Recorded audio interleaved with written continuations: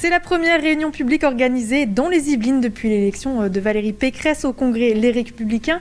C'était en décembre dernier et ce 3 février, nous sommes à la mairie du Vésinet pour suivre événement qui se déroule en votre présence. Michel Barnier, bonsoir. Bonsoir et bonsoir à tous ceux qui nous écoutent. Merci, vous êtes conseiller France et Europe donc, dans le monde auprès de Valérie Pécresse. Et donc, l'objectif, c'est soutenir, bien sûr, la candidate du parti Les Républicains à la présidentielle. Mais comment on va s'exprimer auprès des Yvelinois ce soir? D'abord, je suis ici, au Vésinet, à l'invitation d'Alexandra Dublanche, qui est une de mes amies, qui travaille aux côtés très très proches de Valérie Pécresse, qui est une élue compétente, respectée, dynamique. Et donc, j'ai très volontiers que je lui ai apporté un témoignage de soutien et de confiance, parce qu'elle va être candidate pour être l'une des députées des Yvelines au mois de juin prochain.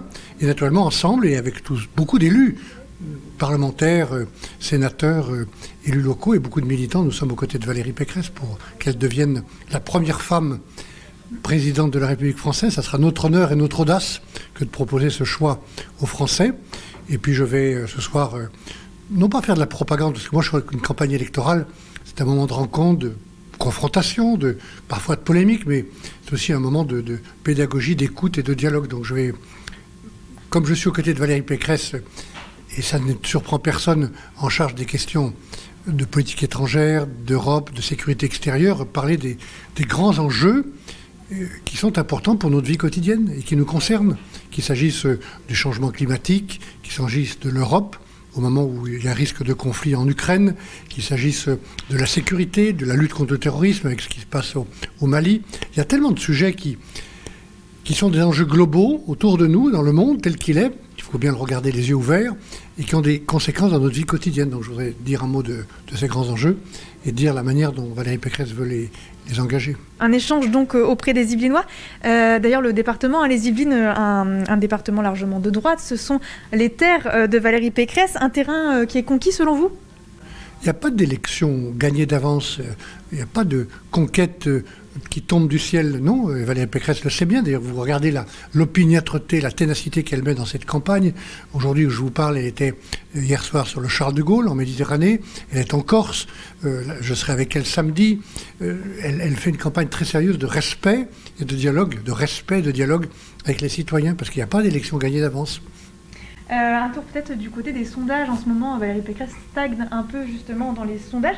Est-ce que vous sauriez nous expliquer pourquoi Mais le sondage, c'est une photographie à un moment donné. Vous voyez bien que Valérie Pécresse dérange beaucoup. Elle dérange le président de la République qui n'a pas envie d'avoir une femme en face de lui au deuxième tour. Et elle dérange M. Zemmour et Mme Le Pen qui craignent d'être empêchés d'être au deuxième tour. Donc on voit bien les attaques se concentrer, parfois violentes, parfois pas très dignes ou pas très correctes. Néanmoins, elle tient sa route, elle fait ses propositions une par une, jour après jour, et elle résiste, on le voit dans les sondages. Donc je pense qu'à partir de cette base de confiance, qui n'est pas seulement celle des Républicains, mais aussi du centre, et beaucoup d'électeurs, je pense qu'elle va monter au point d'être qualifiée pour le deuxième tour et être élue au deuxième tour. En tout cas, aujourd'hui, l'objectif, c'est vraiment d'échanger sur les grandes thématiques auprès des Yvelinois, c'est ça? Moi, je pense qu'il faut respecter les citoyens, faire appel à leur intelligence. Ce n'est pas des slogans dont ils ont besoin. Chacun des électeurs sait comment il a envie de voter, mais il vaut mieux connaître. Ici, on connaît bien Valérie Pécresse parce qu'elle est d'ici. Et je crois que c'est important de savoir qu'elle a une équipe, constituée d'ailleurs d'hommes et de femmes, qui étaient dans des opinions différentes. Au mois de décembre, moi-même, j'étais candidat à la primaire et on fait simplement ce qu'on a dit. On avait dit qu'on serait derrière celle ou celui qui serait en tête.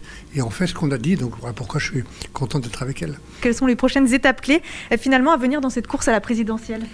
La campagne continue, c'est à la fois une campagne très courte. Maintenant, on pense au 10 avril, donc on a à moins de 2 mois. Donc c'est à la fois court et long. Pour aller dans tous les départements, y compris Outre-mer. Il y a un grand meeting le 13 février à Paris, au Zénith, où tout le monde est invité. Et ça sera l'occasion pour Valérie Pécresse de donner la confirmation de cette dynamique qui est avec elle et de présenter son programme. Donc voilà. Et ensuite, on enchaînera toutes les réunions jusqu'au 10 avril et après pour le deuxième tour aussi. Donc vous êtes plutôt serein, vous parlez déjà du deuxième tour. Pour vous, donc, on sera au deuxième tour ou il y a encore quand même du travail à faire? Non, il y a toujours du travail à faire. Mais on travaille pour être, avec Valérie Pécresse, présent au deuxième tour et offrir. Il s'agit de cela, une alternance, une alternative possible, que ce duel annoncé, fabriqué d'avance par l'extrême droite, Le Pen ou Zemmour, ou par le président sortant, M. Macron, ce duel qu'ils veulent entre eux, comme s'ils étaient propriétaires de ce deuxième tour, eh bien, on démontre que ça ne va pas se passer comme ça, et que Valérie Pécresse porte une proposition au nom de la droite républicaine et du centre, et de beaucoup d'autres électeurs, une proposition différente d'alternance. Moi, je pense qu'on a besoin d'une femme aujourd'hui à la présidence de la République, et on a besoin d'une alternance. Eh bien, écoutez, c'est sur ces mots qu'on va se laisser. Merci beaucoup, Michel Barnier, d'avoir été avec nous. Je le rappelle, un conseiller France et Europe dans le monde auprès de Valérie Pécresse. Et on le rappelle, prochaine échéance le 10 avril, date du premier tour des élections présidentielles.